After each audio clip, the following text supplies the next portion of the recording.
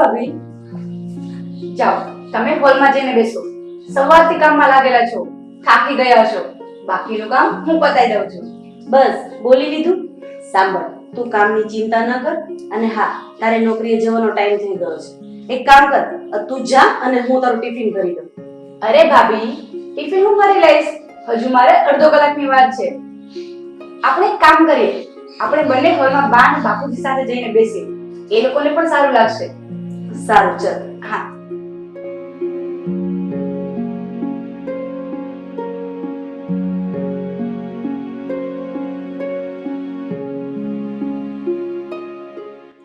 જય શ્રી કૃષ્ણ બેટા. જય શ્રી કૃષ્ણ.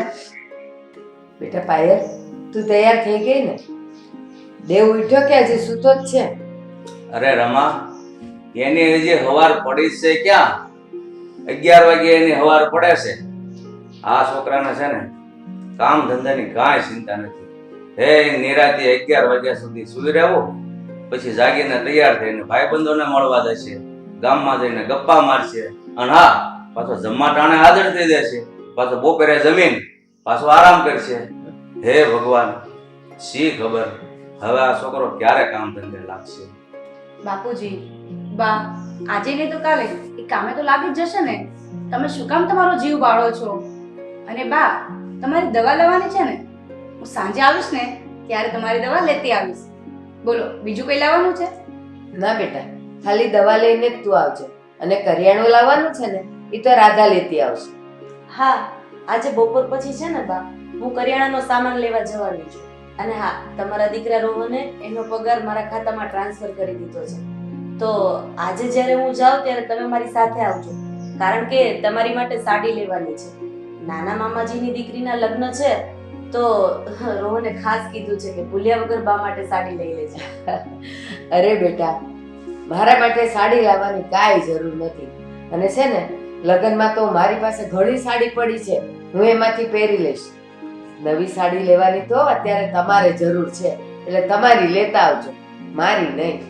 હે રમા, તારે સાડી ન લેવી હોય ને તો કાંઈ નહીં, મારે તો 2 કુર્તા ને પાયજામા લેવા છે, કારણ કે મારા સાસરિયામાં લગ્ન કરવા જવાનું છે. તો જમાઈનો કઈક વટ તો પડવો જોઈએ ને. હવે બસ છાના મના રહ્યો ને તમે તે. એ લગ્ન ને 40-42 વર્ષ થઈ ગયા અને તોય તે હજી એને સાસરિયામાં વટ પાડવો છે. લે બસ બસ, હવે ચાલો, મારો ઓફિસ જવાનો ટાઈમ થઈ ગયો છે, એટલે હું જઈને ટિફિન ભરી લઉં છું. જય શ્રી કૃષ્ણ. હા બેટા, સંભાળીને જાજે. હા.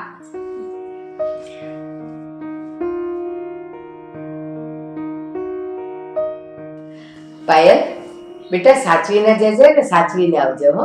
હા બા, જય શ્રી કૃષ્ણ. જય શ્રી કૃષ્ણ. અને કહું છું, હાલો ને આપણે મંદિરે જતા આવીએ. હા. અને બેટા રાધા, ઘરમાં કે શાકભાજી ખૂટતા હોય ને એ લેતા આવો. બા, હું હમણાં ગઈ ને ત્યારે 8 દિવસનું એક સાથે જ લઈ આવી હતી, અને 3-4 દિવસ થાય એટલું પડ્યું છે. તમે મંદિરે જઈ આવો, ત્યાં હું રસોઈની તૈયારી કરી નાખું. હા બેટા, હા. હાલો.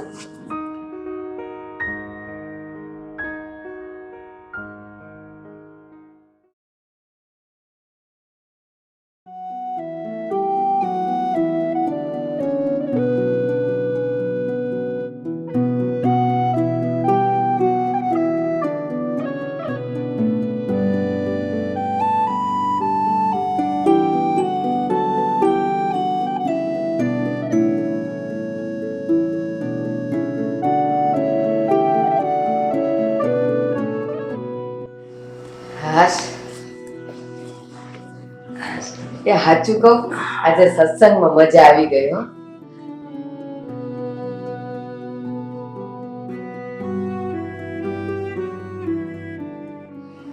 બા, બહુ વાર લાગી ગઈ કા? હા, કોઈ મળી ગયું તું કે શું? હા બેટા, આ તારા સસરાના જૂના મિત્ર મળેલા, તે ઘડીક વાતો કરવા ઉભા રહ્યા ને, એમાં મોડું થઈ ગયું આવતા. એ આપણો ઓલો રાજકુંવર ઉઠ્યો કે નહીં, 11:30 વાગી ગયા. બા, થોડીક વાર પહેલા હું એમને જગાડવા ગઈ હતી, હવે મને લાગે છે ચોક્કસ ઉઠી ગયા હશે.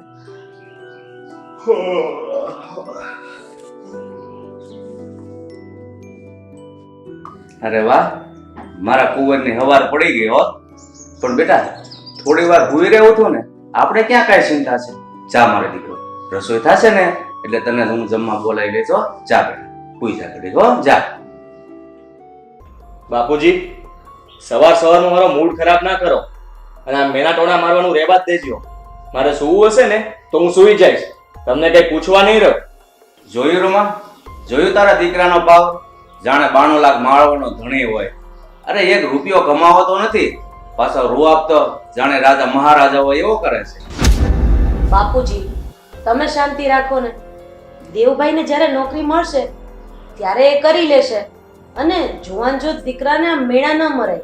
દેવભાઈ, તમે એક કામ કરો, નાઈ ધોઈ લ્યો, ત્યાં સુધીમાં હું તમારી માટે મસ્ત ચા નાસ્તો બનાવી દઉં. મોટા ભાભી, તમારે મારું ઉપરાણું લેવાની કોઈ જરૂર નથી. હું મારા બા બાપુજી સાથે પોડી લઈશ. તમે બધા છે ને એક જ માળાના મણકા છો, એટલે મને સલાહ આપવાની જરૂર નથી. મારે શું કરવું શું નહીં મને બધી જ ખબર છે. તમે અત્યારે મારા મોઢે તો સારું બોલો છો, પણ મનમાંથી તો ગાળો જ આપતા હશો કે સાલો કામે તો જતો નથી. દેવભાઈ, બોલવામાં જરાક સંયમ રાખો. મેં તમારી માટે ક્યારેય એવું નથી વિચાર્યું કે તમે કોઈ કામ ધંધો નથી કરતા. અને તમે તો મારા નાના ભાઈ સમાન છો. તમે આવો બોલીને મને દુઃખ ન પહોંચાડો. દેવ, મોટા ભાભી માં સમાન ગણાય અને તું નસીબદાર છે કે તને આ ભાભી મળ્યા છે. જો બીજી કોઈ મળી હોત ને તો તને બધી ખબર પડી ગઈ હોત કે ઈ કેવી હોય એમ. અને તે બાપા અને ભાભી બંનેનું અપમાન કર્યું છે. મને લાગે છે કે તારા મગજને છે ને કાટ ચડી ગયો છે, કાટ. હવે કઈ કામ ધંધો કોત ને તો સારું. વાહ વાહ વાહ વાહ. હા, તમારે જે હૈયે હતું એ ઓઠે આવી જ ગયું ને. હા, મારે લોકડાઉનમાં નોકરી શું ગઈ, ત્યાં તમે એક વર્ષમાં તો બધા મને મેણા મારવા જ મળ્યા. મારા રોટલા તમને ભારે પડવા જ મળ્યા. વાહ દેવ, તારી એક નોકરી શું ગઈ, એમાં હિંમત હારીને ઘરે બેસી ગયો? અરે ત્યાં ટ્રાય તો કર. તારું આવડું મોટું ફિલ્ડ છે, જો તારે કામ કરવું જ હોય ને તો ગમે ત્યાં નોકરી મળી જાય. દેવભાઈ, બા અને બાપુજીની વાત સાચી છે. હું સમજુ છું તમને કે તમારે જેવી જ નોકરી જોઈએ છે એવી અત્યારે તાત્કાલિક નહીં મળે. તમારે જેવો પગાર જોઈએ છે એવો પણ તાત્કાલિક ધોરણે નહીં મળે. પણ તમારે શરૂઆત તો કરવી પડશે ને. અત્યારે જે કામ મળે એ કરી લો. જે થશે તો સારા માટે જ થશે. જુઓ ભાભી, તમારી શિખામણનું પોટલું તમારી પાસે રાખો, મને આપવાની જરૂર નથી.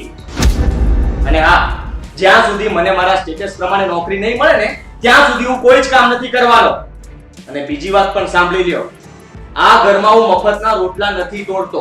મારી ઘરવાળી કમાઈ છે ને એની કમાણીના રોટલા તોડું છું. એટલી વાત યાદ રાખી લેજો બધા, સમજ્યા?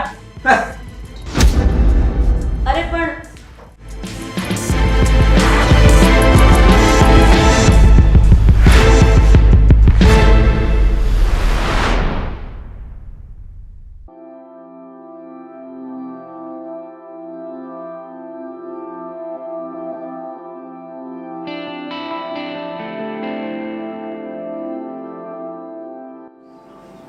પાયલ, થોડી વાર અહીં બેસ ને, મારે તારું કામ છે.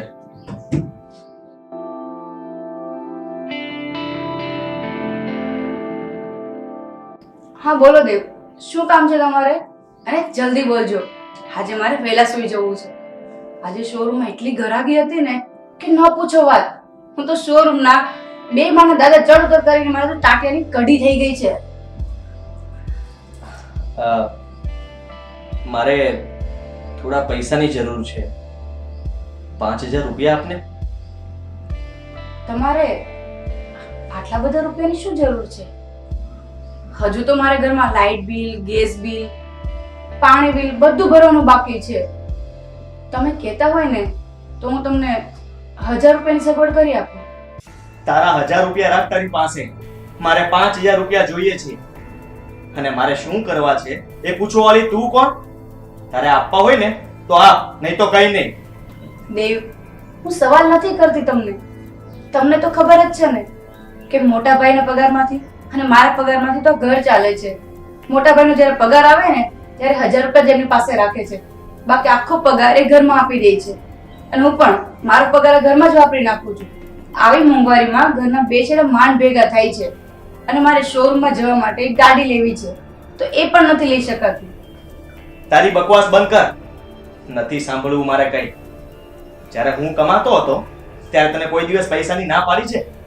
તારી પાસે પહેલીવાર પૈસા શું માંગ્યા ત્યાં તો તું લેક્ચર આપવા બેસી ગઈ. નથી જોતા તારા પૈસા, હું બહારથી એડજસ્ટ કરી લઈશ. એટલે તમે ઉધાર લેશો એમ?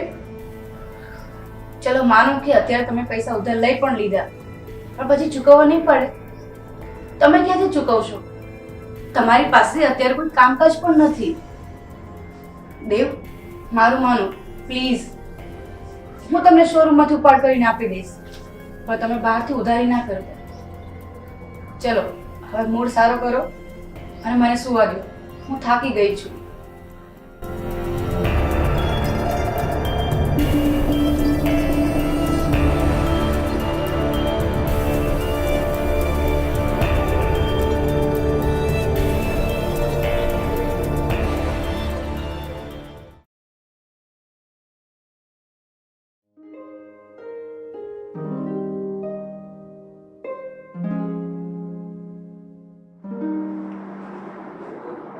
મોટા ભાભી, હવે કેમ છે તમને?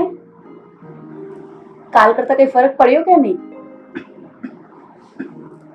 આમ જુઓ, ઘરનું બધું જ કામ મેં પતાવી દીધું છે, એટલે તમારે ઘરની કોઈ ચિંતા કરવાની જરૂર નથી.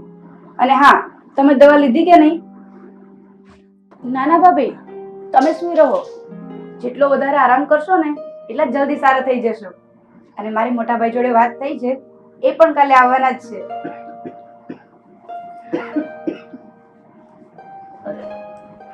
અરે નાના બેટા, તમે સુઈ રહો, કાંઈ વાંધો નહીં. અને પાયલ બેટા, તે રાધાઓને તાવ માર્યો કે નહીં? જરા એના કપાળે હાથ રાખીને જોઈ જુઓ ને. બાપુજી, મેં 1 કલાક પહેલા તાવ માપ્યો હતો ને ત્યારે થોડો થોડો તાવ હતો, પણ અત્યારે કઈ નથી ભાભીને. બેટા રાધા, તે આખા ઘરના કામની જવાબદારી તારા માથે લઈ લીધી છે. અરે પાયલ ઘણી વખત તને કહે છે કે મારા માટે થોડુંક કામ બાકી રાખો, પણ નહીં, એના આવતા પહેલા તું બધુંય કામ પતાવી દે છે અને પાછી મને મદદ નથી કરવા દેતી.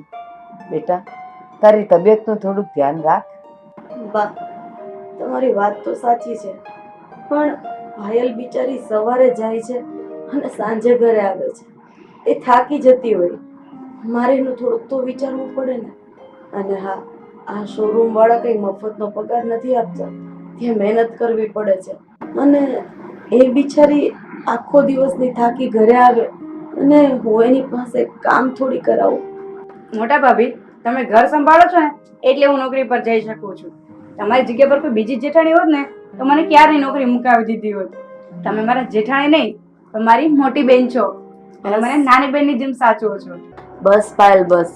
હવે છે ને મારા વખાણ કરવાનું બંધ કર. આ ઘરમાં એકબીજાને મદદરૂપ થઈએ, એકબીજાને સમજી અને સાચવીને રહીએ ને, એમાં જ આપણા ઘરની આબરૂ વધે છે. જેમ હું ઘરમાં કામ કરું છું એમ તું બહાર કામ કરે છે.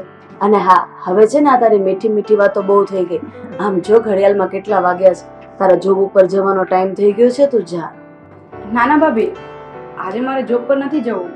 હું હમણાં જ સ્ટોર મેનેજરને ફોન કરીને કહી દઉં છું કે આજે હું જોબ પર નહીં આવી શકું. ના પાયલ, તારે આજે રજા નથી લેવાની. અને હા, આમેય તે ઘરનું બધું કામ પતાવી દીધું છે, તો પછી અડધી રજા શું કામ? અને હમણાં આપણા નાના મામાજીની દીકરીના લગ્ન છે, તો તારે આમેય રજા લેવી પડશે, એટલે તું અત્યારે જા. હા પાયલ બેટા, રાધાઓની વાત બરોબર છે, તું એની ચિંતા ન કરીશ. હું ને તારી બા છીએ ને તો એનું ધ્યાન રાખશું. અને જા બેટા, તું તૈયાર થઈ અને જોબ ઉપર જા. પણ હા બેટા, પાછા ઓલા લાડ સાહેબને જગાડી દીધા છે. સારું બાપુજી. ભાભી, બની શકે ને તો આજે હું 4 વાગે હાફ ડે લઈને આવતી રહીશ. બા, બાપુજી, ચાલો આપણે જઈએ. ભાભીને હવે આરામ કરવા દઈએ. ચાલો. હા બેટા, તું આરામ કર.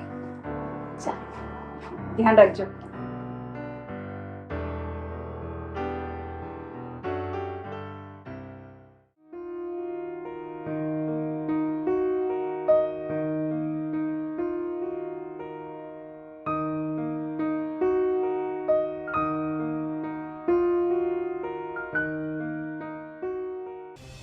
પાયલ, આજે તું હાફ ડે લઈને 4 વાગે ઘરે આવી જવાની હતી ને, તો પછી ફૂલ ડે કેમ કર્યો?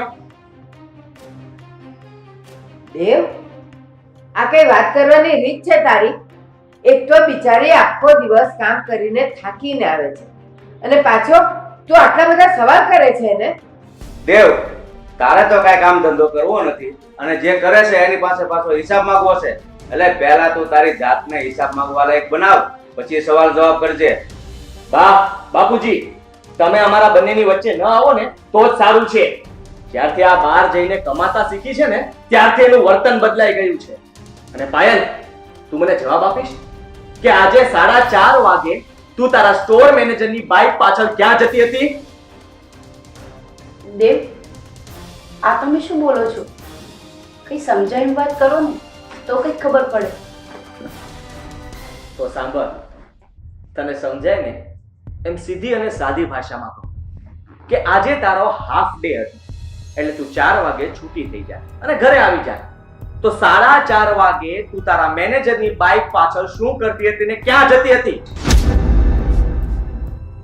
દેવ, તમે ધ્યાન દઈને સાંભળો. આજે હું મારા સ્ટોર મેનેજર સાથે મારા કસ્ટમરના ઘરે દાગીના આપવા ગઈ હતી. મારી પાસે પોતાની બાઇક તો છે નહીં અને અમારા શોરૂમનો નિયમ છે, તમે જે કસ્ટમરને હેન્ડલ કર્યા હોય ને એ કસ્ટમરની બધી જવાબદારી તમારી હોય છે. એટલા માટે હું કસ્ટમરના ઘરે દાગીના આપવા ગઈ હતી. એ તો કોણ તમારી પાછળ આમ જોવા આવ્યું હતું કે તમે કસ્ટમરના ઘરે ગયા હતા કે બીજે ક્યાંક ફરવા જતા રહ્યા હતા? એ તો મારો ઉપરવાળો જાણે. બસ આ તમારો બકવાસ છે ને એ બંધ કરો. મારી નાની બેન જેવી પાયલ ઉપર આરોપ મૂકતા પહેલા છે ને એક વખત તમે તમારો ચહેરો અરીસામાં જોઈ લો. તમે જ્યારે હીરાના કારખાનામાં કામ કરતા હતા ને ત્યારે તમે પણ એક છોકરી સાથે દોસ્તી કરી હતી. અને હા, જ્યારે અટવાયા ને ત્યારે મેં જ તમને એમાંથી બહાર કાઢ્યા હતા. કદાચ એ વાત તો તમને યાદ જ હશે ને? રાધાવો, આ તમે શું કહો છો? અને દેવ, આ રાધાવો કહે છે એ સાચું છે? બા, એ તમને શું જવાબ આપવાના હતા? જવાબ હું તમને આપું છું. એ છોકરી સાથે એમને આડા સંબંધ હતા અને જ્યારે સચ્ચાઈની ખબર પડી અને આડા સંબંધમાંથી છુટકારો જોતો હતો, કારણ કે એ છોકરી સાવ હલકી હતી અને એના આવા જ ધંધા હતા, રૂપિયાવાળા છોકરાને ફસાવાના અને એમની પાસેથી રૂપિયા પડાવવાના. ત્યારે મેં એટલે કે તારી મોટી ભાભીએ સામ દામ દંડ ભેદથી એને બહુ સારી રીતે સમજાવી દીધી હતી. દેવ, આવું કરતા તને શરમ ન આવી? અરે તારા ઘરમાં પાયલ જેવી વહુ છે અને તું એક હલકી છોકરીમાં ફસાઈ ગયો તો અને પાછો આરોપ પાયલો ઉપર નાખે છે. ધિક્કાર છે તને, આવો નતો ધાર્યો તને અમે. બાપુજી, કઈ વાંધો નહીં, ભૂલ તો માણસથી જ થાય છે અને મારા મનમાં દેવ પ્રત્યે કઈ કડવાશ નથી. અને દેવ, જો તમને મારા પર શંકા લાગતી હોય ને તો તમે મારા શોરૂમમાં ફોન કરીને પૂછી શકો છો, કસ્ટમરની ઇન્ફોર્મેશન કાઢી શકો છો, તમને બધી સાચી હકીકત જાણવા મળી જશે. જોયું ને દેવભાઈ, મારી આ દેરાણી તો સીતા જેવી નીકળી. હવે તમને એક સવાલ પૂછું, તમે પોતાની જાતમાં એક વખત જઈને જુઓ કે તમે રામ છો. જો તમે રામ હોય ને તો તમે ચોક્કસથી સીતાની અપેક્ષા રાખી શકો છો. અને આમ પણ તમે તો બહુ જ સમજદાર છો. અને હા, બીજી વાત, હું તમને ચોખ્ખા અને કડક શબ્દમાં કહી દઉં છું, તમારે નોકરી ગોતવા માટે જવાનું છે એટલે જવાનું જ છે. અને જ્યાં સુધી નોકરી ન મળે ને ત્યાં સુધી ઘરે પાછા નહીં આવતા. સમજ્યા તમે? હા ભાભી, તમારી સાચી વાત છે. હું કાલે જ નોકરી શોધી લઈશ અને પરમ દિવસથી જતો પણ રહીશ. મેં તમારા બધાનું ખૂબ જ દિલ દુભાવ્યું છે, પણ નોકરી ન મળવાને કારણે જ હું થોડો ટેન્શનમાં રહેતો હતો. અને પાયલ, માફ કરજે, મેં તારા પર ખોટી શંકા કરી અને હું તમારા બધા પાસે માફી માંગુ છું કે મારી ભૂલ થઈ ગઈ. મને એક મોકો નહીં આપો? બાપુજી, બા, સુખી રે બેટા. જોયું પાયલ, છેલ્લે ગોરીઓ ગમણે આવ્યો ખરો હો.